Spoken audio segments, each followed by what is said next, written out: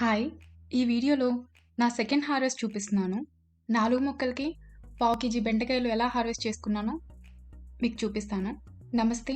నా పేరు Lakshmi and welcome to simple grow gardener. చూసారు కదండీ! ఎంత హార్వెస్ట్ వచ్చిందో. నేనైతే చాలా హ్యాపీగా ఉన్నాను. మీరు కూడా ఇలా హార్వెస్ట్ చేసుకోవాలంటే నన్ను ఫాలో అయిపోండి.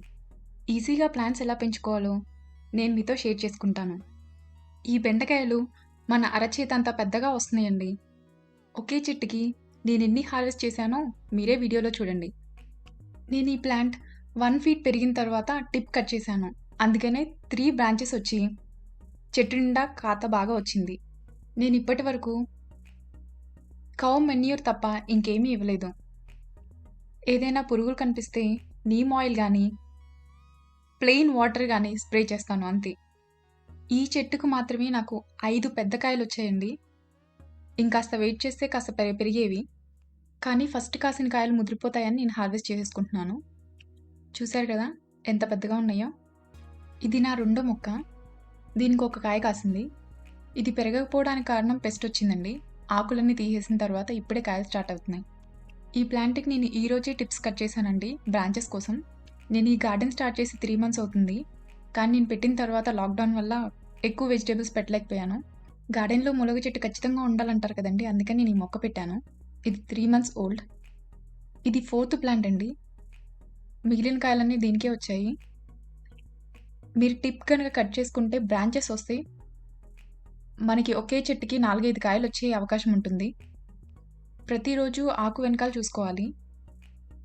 పెస్ట్ వస్తే గనక ఆ ఆకులు తీసేస్తే సరిపోతుంది. ఇంకా మీరు కావాలంటే నీమ్ ఆయిల్ స్ప్రే చేసుకోవచ్చు.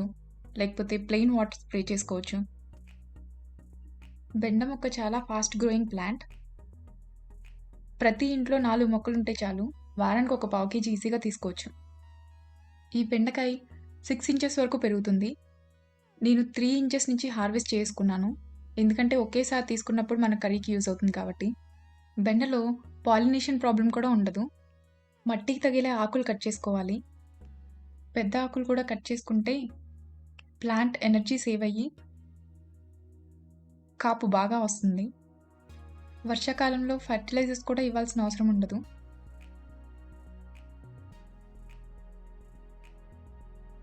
ఒక అంజీర్ ఉంది, హార్వెస్ట్ చేసుకుందాం.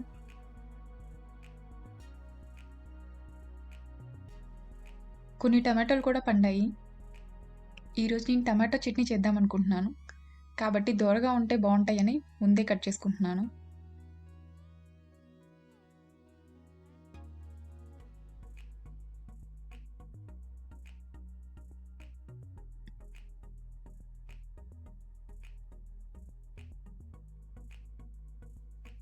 ఒకే ఒక్క కొత్తిమీర మొక్క చూసారా ఎంత బా పెరిగిందో? ఆ టమాటోస్ దగ్గరికెళ్ళినప్పుడల్లా గాలికి కదులుతూ మంచి స్మెల్లొస్తుంది. ఆ స్మెల్ ఎంజాయ్ చేయడం కోసం ఆ మొక్కను అలాగే ఉంచేశాను. ఇక తోటకూర చూడండి వృక్షాల్లా పెరిగాయి. నేను సీడ్స్ కోసం హార్వెస్ట్ చేసుకోకుండా అలాగే ఉంచేశాను. ఇక వంకాయల దగ్గరికొస్తే చాలా పెద్ద స్టోరీ. నేను గార్డెనింగ్ మొదలెట్టినప్పుడు ఒకే కుండీలో 4 మొక్కలు పెట్టాను. 15 డేస్‌కి ఒకసారి హాఫ్ కేజీ కాయలొచ్చాయి. అది కూడా నేను రూ. 100 టబ్‌లో పెట్టానండి.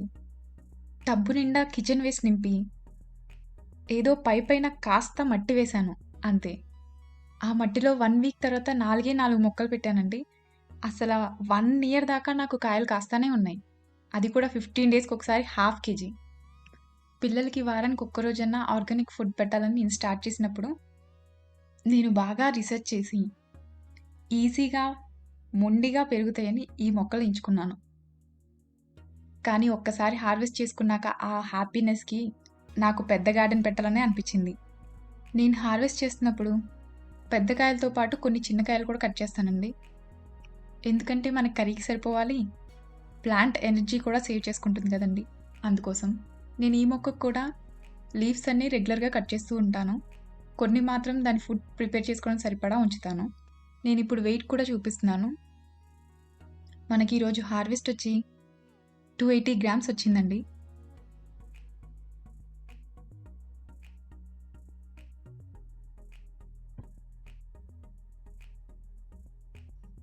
ఇక బెండకాయలొచ్చి 236 గ్రామ్స్ వచ్చాయి. ఆల్మోస్ట్ పావు కేజీ వరకు వచ్చినట్టే.